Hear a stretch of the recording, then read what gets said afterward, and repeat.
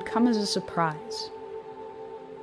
The secure communication system transmitting to the Ohio-class U.S. submarine fleet would be the first to receive the command. Patrolling both the Atlantic and Pacific Oceans, they are undetected.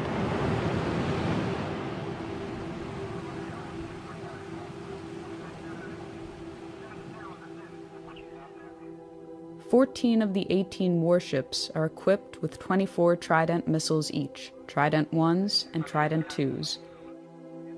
The remaining 4 are armed with 154 Tomahawk cruise missiles, which can be outfitted with nuclear warheads.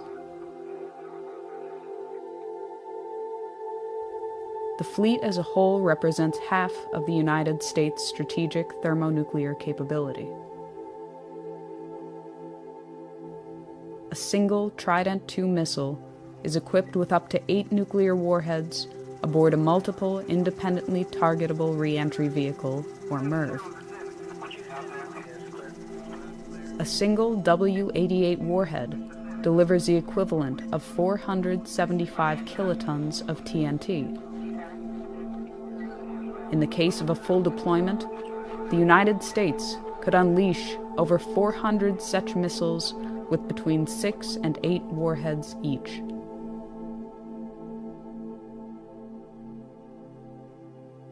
From the time of launch, it can take less than 10 minutes for an SLBM to reach its target, or as little as 5 minutes if it is flown on a depressed trajectory.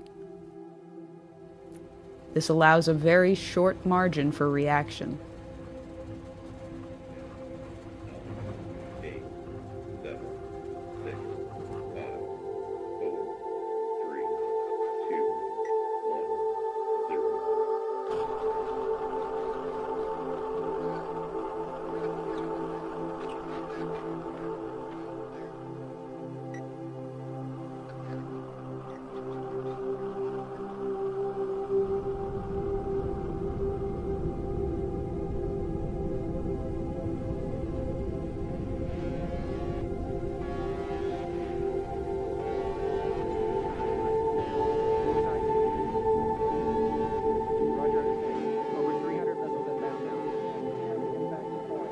Early warning radar systems in Russia, China, and elsewhere immediately detect the missile plume. They can determine the trajectory and intended target of the missiles.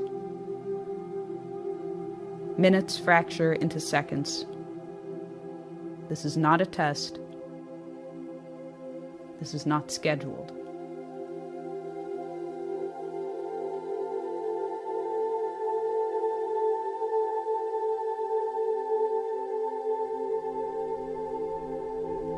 Russian nuclear command and control systems, carried over from the Soviet era, leave little time to opt out or delay a full-fledged response.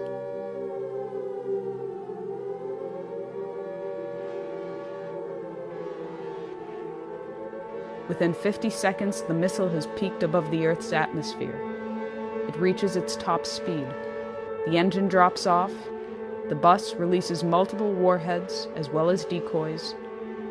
The radar systems on the ground are overwhelmed and unable to differentiate the two when they are in post-boost phase. Re-entering the atmosphere, the decoys burn off, and the warheads enter their terminal phase.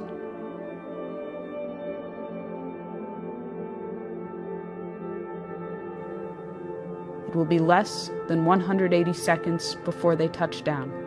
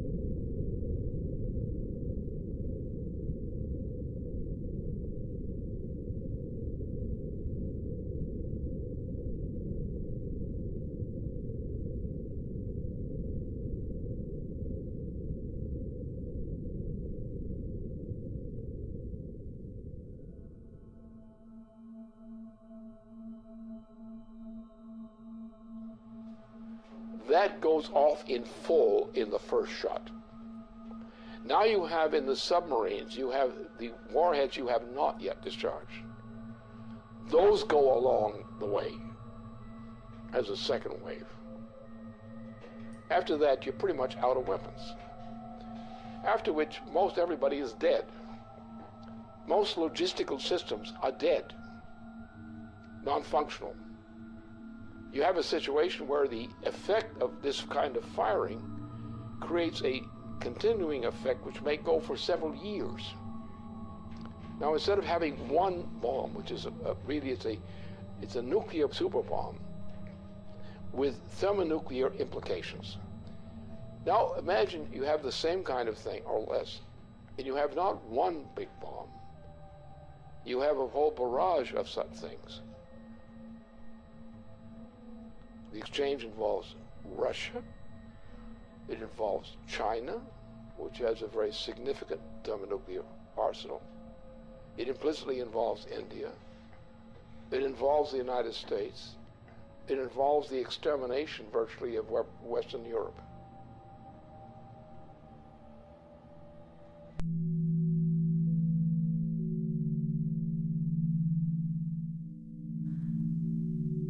The current world population is 7 billion persons. The current global nuclear arsenal is approximately 5,000 megatons. After a full nuclear exchange and the immediate loss of life at the points of direct impact and surrounding fallout zones, the ongoing environmental, climatic, and social consequences continue for years. The dust and soot picked up from fires, burning cities, and other target sites has been compared to a volcanic eruption, but far more long-lasting. A regional nuclear conflict, employing only 0.3% of the global nuclear arsenal, would potentially result in 1 to 5 million metric tons of black carbon that would be spewed into the Earth's atmosphere.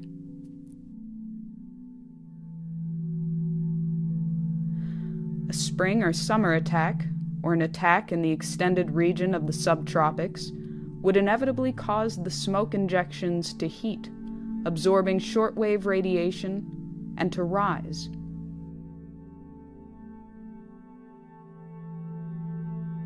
Within a week, what is not washed out immediately in black rain has risen through the troposphere and into the upper stratosphere, where it will remain for many years.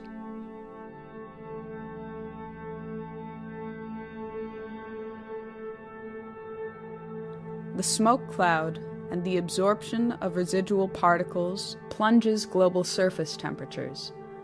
While a regional nuclear exchange could result in global surface temperatures decreasing by 2 degrees Celsius, a large-scale nuclear conflict could alter these temperatures by -7 degrees or more.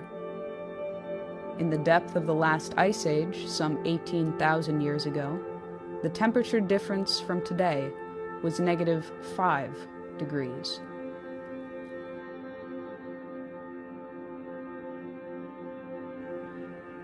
Famine for billions of people far from the target zones would be the result of a -2 degree change. Growing seasons would be shortened by nearly 3 weeks, wiping out crops. A change in 5 degrees would sufficiently ruin Canadian agriculture entirely. If world grain reserves were not destroyed in the initial exchange, reserves would last for 71 days, with little, if any, means of transportation.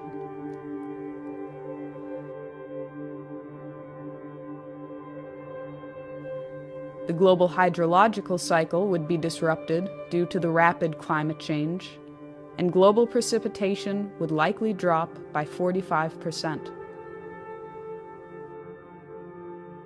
The total integrated dose of radiation to living things could reach up to half the level of lethality for human beings, even in regions of the world outside the war latitudes. If nuclear installations were targeted, including plants, fuel cycle installations, and waste dumps, and nuclear materials were vaporized, it would create a very long-lasting impact on survivors.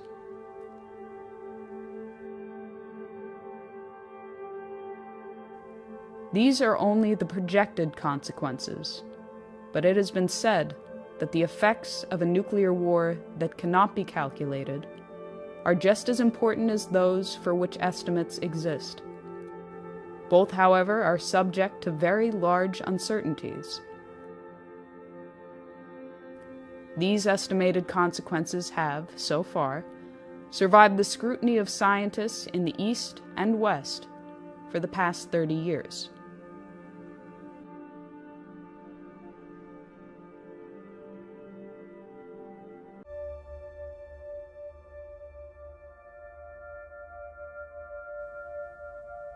In the period of late 2011, U.S. President Barack Obama inaugurated a Pacific Century, or a Pacific Pivot, which expands U.S. military presence in the naval theaters of the Pacific and Indian Oceans.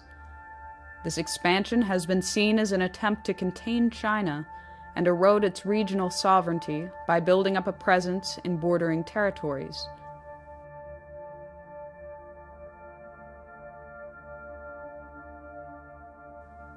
Barack Obama's rebalance to the Pacific includes plans that would take effect over the coming years to station 4 littoral combat ships in Singapore, to obtain increased U.S. access to the Australian naval base at Perth, and increase troop levels at Darwin to 2,500 troops.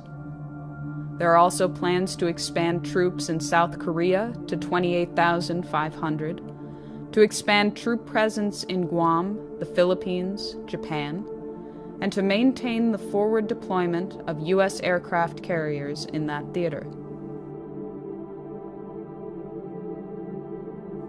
China has responded to increased U.S. presence in the Pacific with the Area Denial Anti-Access Strategy, Chinese military measures to keep adversaries out of strategic territory bordering their country, in particular the East China Sea. In addition, the Pacific Strategy also includes a missile defense shield, which would be on the soil of South Korea, Japan, and Australia, targeting Asia and the Middle East. As a response to what was seen as an Asia-Pacific arms race, Chinese press indicated that to improve its security, China would upgrade its nuclear weapon capability. They would also develop offensive nuclear-powered submarines with ballistic missile capabilities sufficient to break the interception capability of the U.S. missile defense system.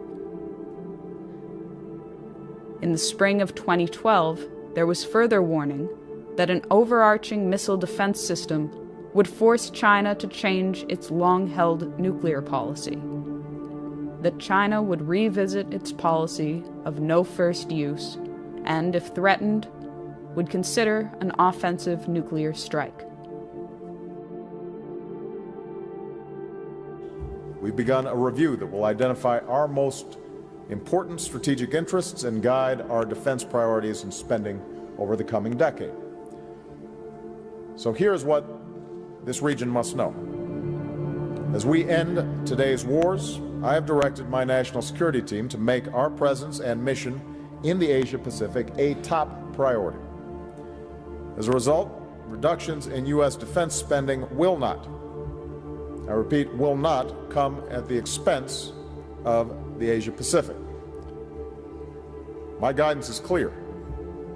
As we plan and budget for the future, we will allocate the resources necessary to maintain our strong military presence in this region.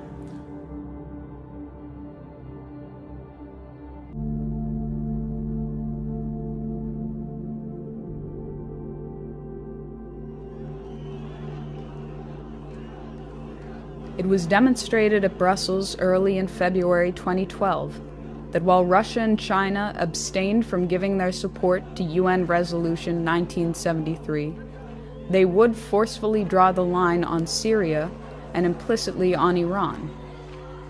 that future interventions or regime change operations in violation of the United Nations' professed commitment to defend the sovereignty of all independent states would no longer be tolerated and would be countered by force if necessary.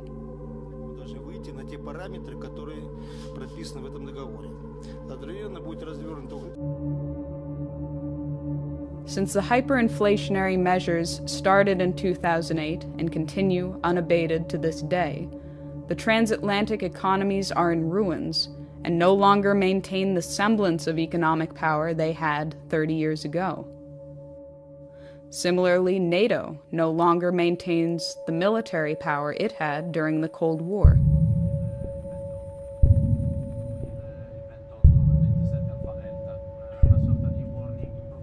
Only the United Kingdom, France, and the United States among the NATO countries maintain their own nuclear arsenal.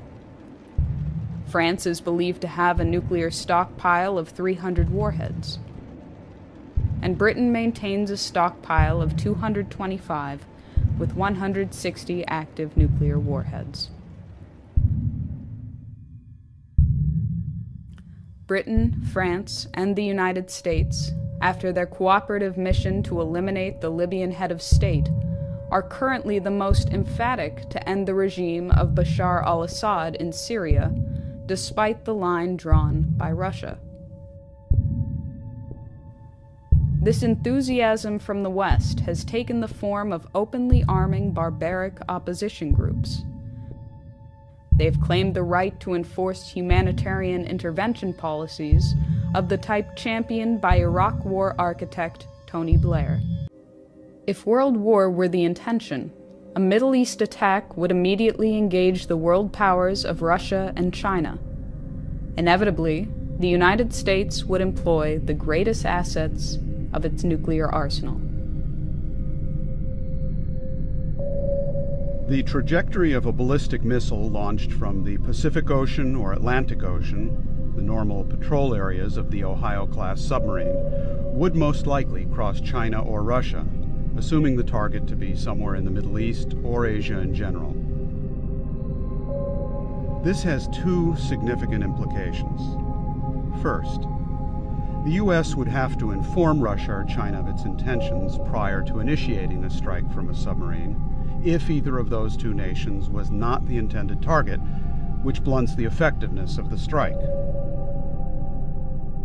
Second, the launch acts as a datum for the submarine itself.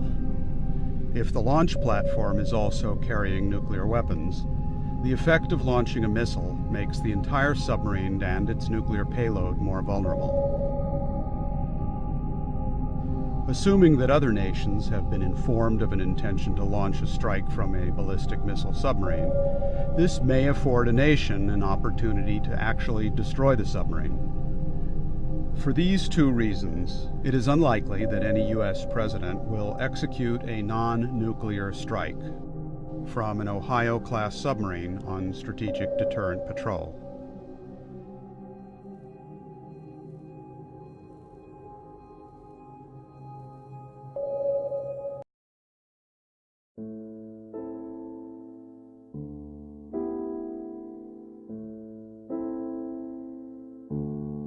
At the commencement of the August 1983 Erice Conference on the technological basis on which to build peace, Chairman Antonino Zikiki spoke of the consequences to humanity and the planet as a whole if a personality came on the scene foolish enough to provoke a worldwide thermonuclear confrontation. He warned that in history, fools have never been lacking. Sooner or later, in 10, 20, or maybe 100 years, a fool will come forth. When the fool appears on the scene, mankind will find itself with hundreds of millions of dead, with the ozone layer destroyed by 50%, with the average temperature of the planet lowered by at least 7 degrees, with an enormous amount of radioactivity about, and with mountains of ashes instead of the vast treasures accumulated in centuries of laborious and intelligent activity in all parts of the world. When dealing at the level of thermonuclear war, these decisions ultimately fall to the personalities of the heads of state involved.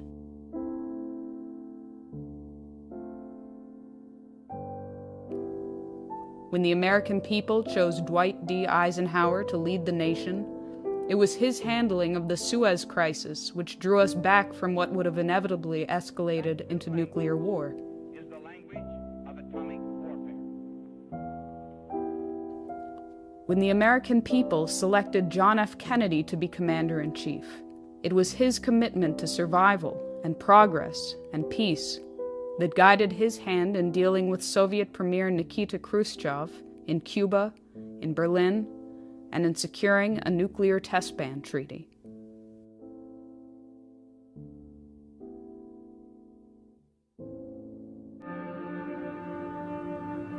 If ever there were a time to launch an attack, it would be now, in these coming months.